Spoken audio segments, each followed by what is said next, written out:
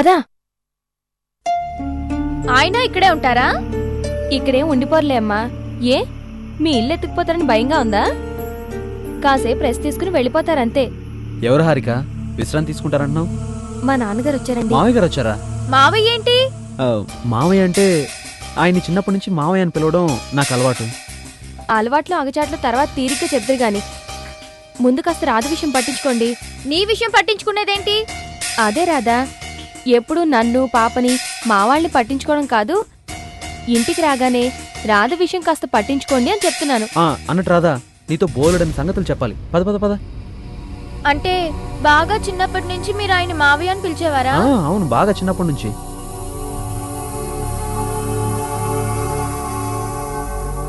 ఎవరిని ఉద్ధరించడానికమ్మా ఇదంతా? ఎవరి సుఖం కోసం ఈ నరకాన్ని అనుభవిస్తున్నావు? లోకం నువ్వు అనుకున్నంత మంచిదేం కాదమ్మా. అవసరం ఉన్నప్పుడు ఒకలా, అవసరం తీరాక మరోలా ప్రవర్తిస్తుంది. ఇలాంటి వాళ్ళ కోసం నువ్వెందుకమ్మా క్షణక్షణం నరకం అనుభవిస్తావు?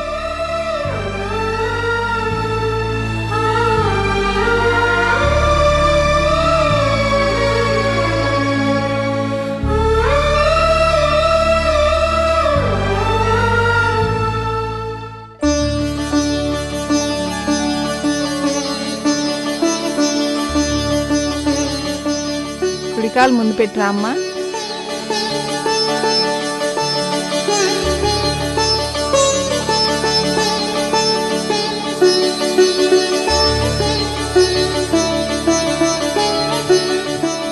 సంధ్య,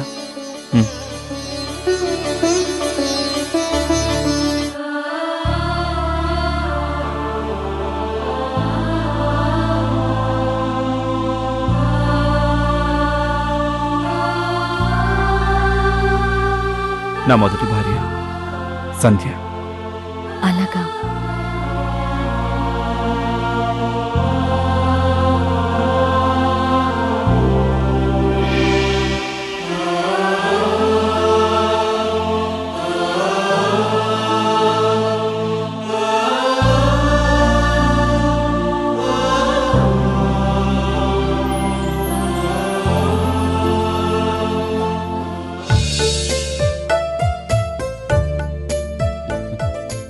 ఇది మన kitchen.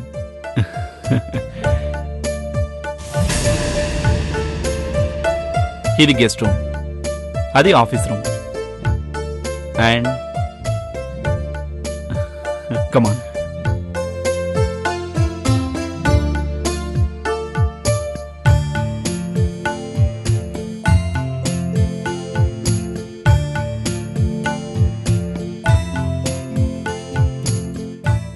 This is hall and that is bedroom and అది ఇంకో బెడ్రూమ్. పద.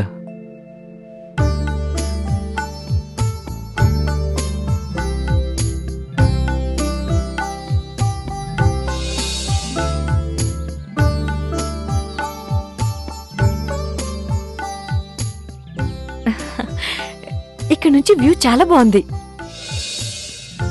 ఇక్కడే వెన్నెల్లో సంధ్య నేను ఎంచక్క ఏకాంతంగా కబుర్లు చెప్పుకుంటూ, కాపురం గురించి కలలు కంటూ, కాలాన్ని వెక్కిరిస్తూ ఎన్ని రాత్రులు.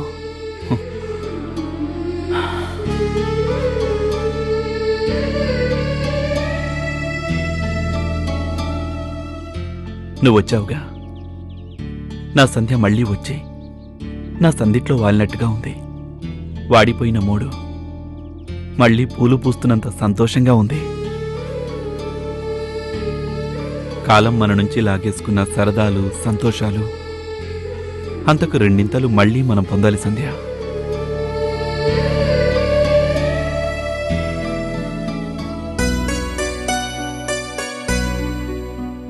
నానా,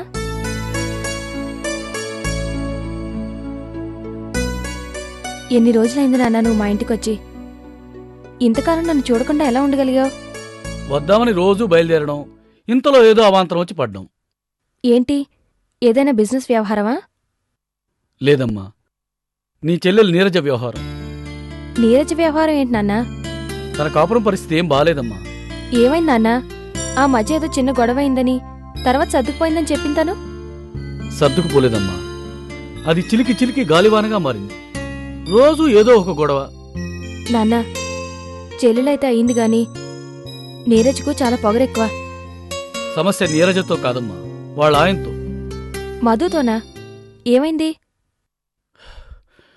అతనికి వేరే అమ్మాయితో సంబంధం ఉంది. అతను అలా అనిపించడే. అనిపించేది కనిపించేది అసలు స్వరూపం అయితే లోకల్లో ఇన్ని గొడవలు ఎందుకు వస్తాయమ్మా? పెళ్లికి ముందే ఓ అమ్మాయితో పరిచయం ఉండదు. పెళ్ళైన తర్వాత అయినా బుద్ధిగా ఉండొచ్చు కదా. నీరజ అసలే మొండిది కదా. డైరెక్ట్ గా అమ్మాయి దగ్గరికే వెళ్లి వార్నింగ్ ఇచ్చింది. అది మధుకు తెలిసి మా ఫ్రెండ్ను అవమానిస్తావా, మా ఫ్రెండ్షిప్ను అవమానిస్తావా అంటూ ఇంతెత్తున ఎగిరాడు. చేసేది వెధవ పని, దానికి తోడు పౌరుషం కూడానా అని నీరజ. మరీ 2 నెలలుగా అయితే ఆ కొంప అగ్నిగుండంలా మారిందంటే నమ్ము. అప్పటికి మధుని అడిగాను, పోనీ విడాకులు తీసుకుని ఎవరికి వాళ్ళు హ్యాపీగా ఉండంటారా అని బతిలాడాను. అతను నా కాళ్ల మీద పడి నీరజ్కు దూరమై బతకలేని మావయ్య అంటూ ఒకటే ఏడుపు. ఆ ఏడుపులు, ప్రేమలు, అభిమానాలన్నీ నాటకమని, వాడొట్టి దొంగ రాసుకలని నాకు తర్వాత తెలిసిందమ్మా. ఇప్పుడు ఏం చేద్దాం అనుకుంటున్నారు? మధు వాళ్ళ పేరెంట్స్ని కలిశాను. వాళ్ళ వైపు నుంచి ఎటువంటి రెస్పాన్సు లేదు. లేకపోగా సిటీ లైఫ్ లో ఇవన్నీ సర్వసాధారణం అండి అని ఒక సమర్థన. కూతురు కాపురం విషయంలో జోక్యం చేసుకోవడం మంచిది కాదని ఓ బోడి సలహా. ఒళ్ళుమండి వచ్చేశాను. ఇదిలా ఉంటే ఆ సిటీ పిల్ల తనను పెళ్లి చేసుకోకపోతే ఆత్మహత్య చేసుకుంటారని బెదిరింపులు మొదలుపెట్టింది. తాజాగా ఇంట్లో అది గోల. ఇది మామూలు లెవెల్లో తేలేది కాదని అర్థమైంది. అందుకే మీ బాబాయ్తో మాట్లాడి ఒక డెసిషన్ తీసుకుందామని వచ్చాను. బాబాయ్ ఊరెళ్ళారంట కదా. అది తెలిసే నీ దగ్గరన్నా కాస్త మనశ్శాంతి పొందామని వచ్చాను. నీ కాపురం ఇలా అయిందని తెలిసి కోపంలో ఏదో అనేశాను. మనసులో ఏం పెట్టుకోకమ్మా. నువ్వనకపోతే నన్ను ఇంకెవరంటారు నాన్న? నా గురించి నువ్వేం బెంగ పెట్టుకోకు. సైకియాట్రిస్ట్ చెప్పిన ప్రకారం రాధ త్వరలోనే మామూలు మనిషి అవుతుంది. వాళ్ళ దగ్గరికి వెళ్ళిపోతుంది. ఆమె గురించి మీరేం వరి కావద్దు. కాకపోతే తను ఎదురుపడినప్పుడు ప్రశ్నలతో పీక్కు తింటుంది. నా గురించి కంప్లైంట్ చెప్తుంది. కొంచెం ఓపిగ్గా విని సరే అలాగే అని అంటే సరిపోతుంది. తర్వాత ఆలోచించి చూస్తే నువ్వు చేసింది మంచి పని అనిపించిందిలే. కాకపోతే చిన్నదాని కాపురం అలా అయిపోయింది. నీ కాపురం కూడా అలా అయిపోతుందని భయం. అంతకు మించి ఇంకేమీ లేదమ్మా. నా కాపురానికి వచ్చిన లోటేం లేదు నాన్న. నీరజ సమస్యకి బాబాయ్ లాంటి వాడైతే కరెక్ట్ పరిష్కారం చూపిస్తాడు. అవసరమైతే మధు 4 తన్నైనా సెటరేట్ చేయగలడు.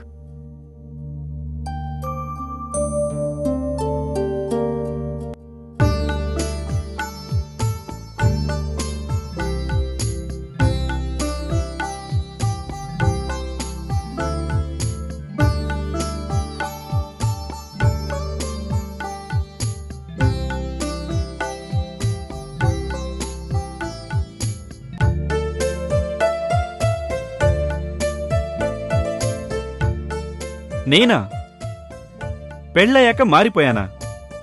రైస్ స్టూపిడ్ ఫెలో, నా మీద నిందలు వేయాలంటే వేరే ఏవైనా కొత్తవి ఆలోచించండ్రా.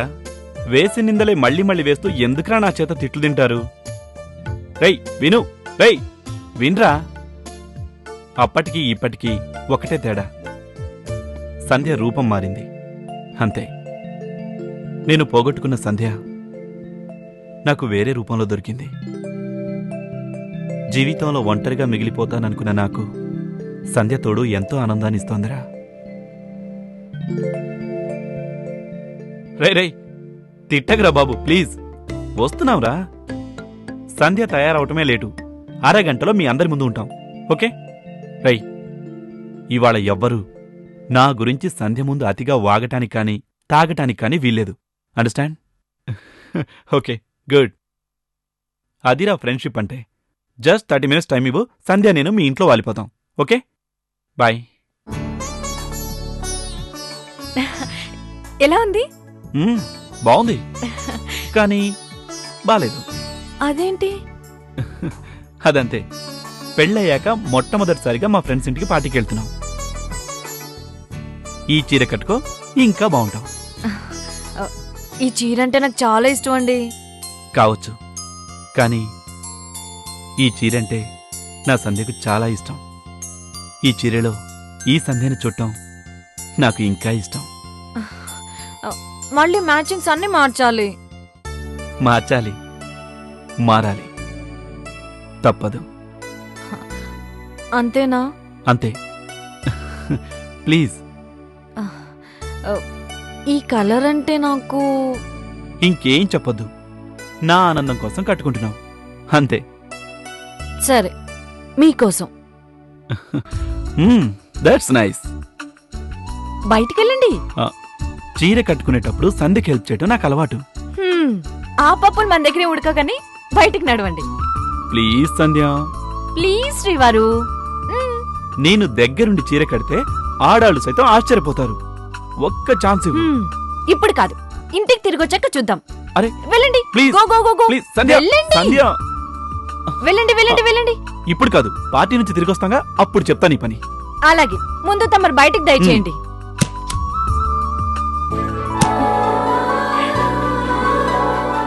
ఎరా ఏంటి మళ్ళీ బయలుదేరుతున్నావని చెప్పాను కదరా. వచ్చేస్తున్నావురా బాబు. నో నో నో నో, నేను చెప్పిన వాటిలో ఏ ఒక్కటి మిస్ అయినా పార్టీని బాయ్కట్ చేసి వచ్చేస్తాను. ఇంకేం చెప్పొద్దు. అయినా ఇన్నాళ్ల స్నేహం తర్వాత కూడా నా క్యారెక్టర్ ఇంకా మీకు అర్థం కాలేదంటే ఆశ్చర్యంగా ఉందిరా. అవన్నీ ఓకేరా, వాటితో నాకు అస్సలు సంబంధం లేదు. పార్టీ నేను కోరుకున్న విధంగా ఉందా లేదా అన్నదే అసలు పాయింట్. అర్థమైందా? ప్రపంచానికి ఇష్టమైనట్టు నేనుండను, నాకిష్టమైన విధంగా ప్రపంచం ఉండాలి. అలా ఉండని పక్షంలో ఈ ప్రపంచంలో నేనెవ్వరినీ లెక్క చేయను. చిట్ట చివరికి అది సొంత పెళ్ళామైనా సరే ఒప్పుకునే సమస్య లేదు. That is Anand. సమझे?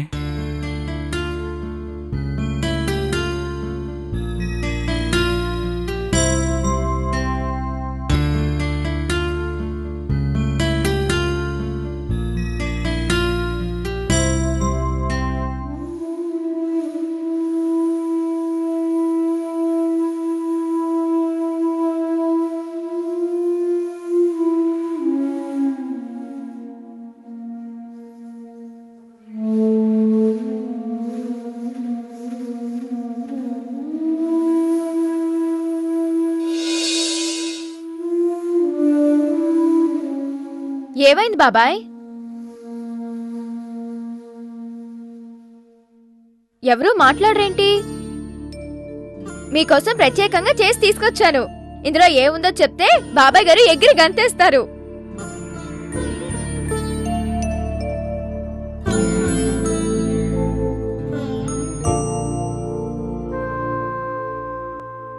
అయ్యో రామా, ఇదేంటి పొద్దున్న నేను పెట్టిన గిన్నెలు పెట్టినట్టే ఉన్నాయి. టిఫిన్ చేయలేదా మీరసలు? మీరింకా అవి తినేసి నా వంటకం మెచ్చుకుంటారని నేను వచ్చాను. ఎందుకని తినలేదు అసలు? ఆకలిగా లేదమ్మా. నిన్నున్న ఆకలి ఇవాళ ఎందుకు లేదు? నిన్న ఇంట్లో ఉన్న సంధ్య ఇవాళ లేదు కదమ్మా. అత్తవారింటికెళ్ళింది సంధ్య మాత్రమే, ఆకలి కాదు. అమ్మా నాన్న అంటూ అస్తమానం పిలుస్తూ కళకళ్ళాడుతూ ఇంట్లో తిరిగే సంధ్య ఒక్కసారి కనిపించకుండా పోయేసరికి ఏమిటో ఇల్లంతా బోసిపోయినట్టుందమ్మా. సంధ్య వద్దు మొర్రో అనే కొద్దీ పెళ్లి చేసుకోమని బలవంతం చేశారు. తీరా పెళ్ళై అత్తవారింటికెళ్తే ఇలా నిద్రాహారాలు మానేసి దిగులు పడుతూ కూర్చున్నారు. భలే వారండి మీరు. అయినా సంధ్య ఎక్కడికెళ్ళిందని? అత్తారింటికే కదా. కూతుర్ని యోగిడైన వాడికిచ్చి పెళ్లి చేశాం.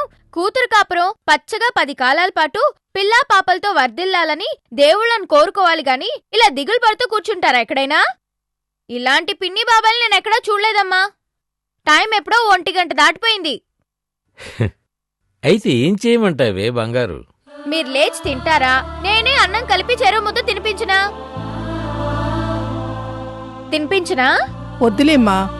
ముందు నాకు సంగతి చెప్పిని రాదా? నీలాంటి కూతురు మాకుంటే ఎంత బాగుండేది అన్నారా లేదా?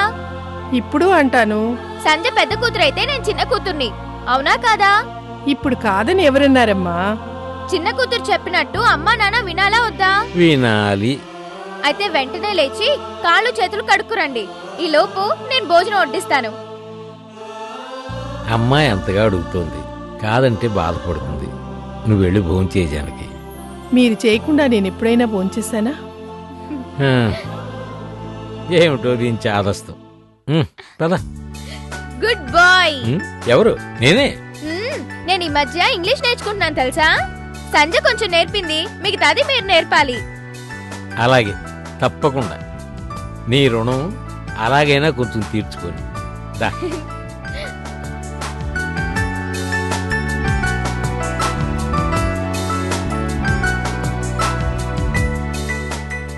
ఏంటి అలా చూస్తున్నారు? వంటకం బాగున్నట్టా లేనట్టా?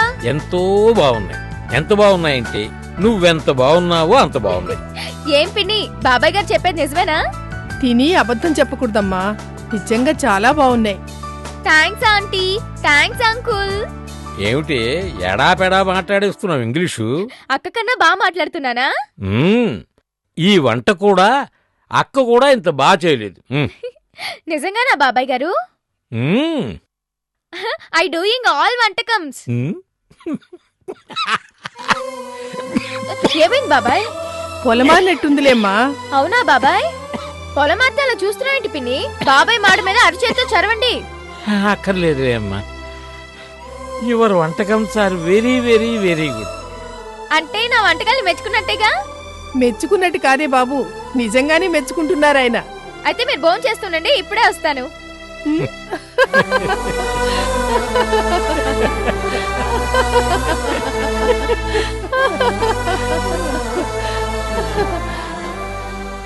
జానకి, మనం ఇక్కడ ఇంత సంతోషంగా ఉన్నామే, అక్కడ మన బంగారు తల్లి సంధి కూడా ఇలానే సంతోషంగా ఉందంటావా? లేకపోతే మనల్నే తలుచుకుంటూ బాధపడుతోందా?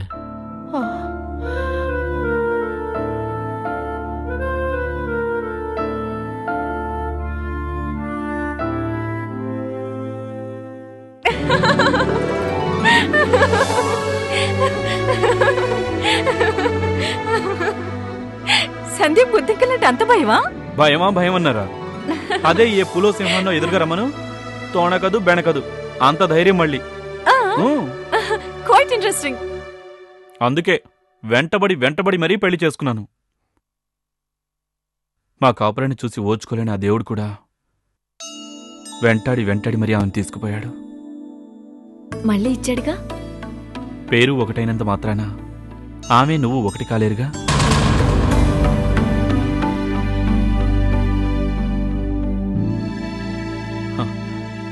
అవును, ఇవాళ ఏం కూర చేస్తున్నావు? ఏం చేయమంటారు? నీ చాయిస్ చెప్పు. మీ చాయిస్ చెప్పండి. నీ చేత్తో విషం ఇచ్చిన అమృతంలా తాగేస్తాను. అయ్యో, విషంతో ఉండడం నాకు రాదే. ఏయ్ ఓకే ఓకే, ప్రస్తుతానికి వంకాయ, టమాటా, క్యారెట్ ఇవున్నాయి, వీటితో వంట చేస్తాను. నో నో నో, పాలకూరతో ఏదైనా ట్రై చెయ్యి. పాలకూర లేదండి. తీసుకురా. ఆఫీస్కి లేట్ అవుతుంది. మామయ్య వాళ్ళ ఆఫీసే కదా, అంతగా అవసరమైతే మామయ్యకి నేను ఫోన్ చేసి చెప్తాను. ఆలస్యానికి మన్నించమనా? Whatever it may B.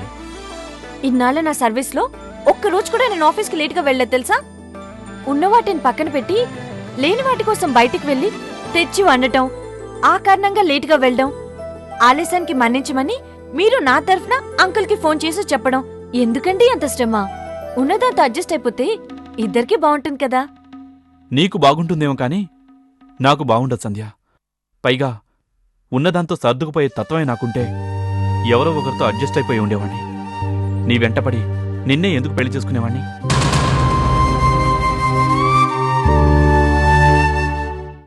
అసలే చిన్న కూతురు కాపురం అన్యాయం అయిపోతుంటే పెద్ద కూతురు కాపురం ఇలా తయారైంది. మంచికో చెడుకో ఒక బాధ్యత తీసుకున్నాం. వీలైనంత త్వరగా దాన్ని నిర్వర్తించి రాధను వాళ్ళ ఇంటికి సాగనంపుదాం.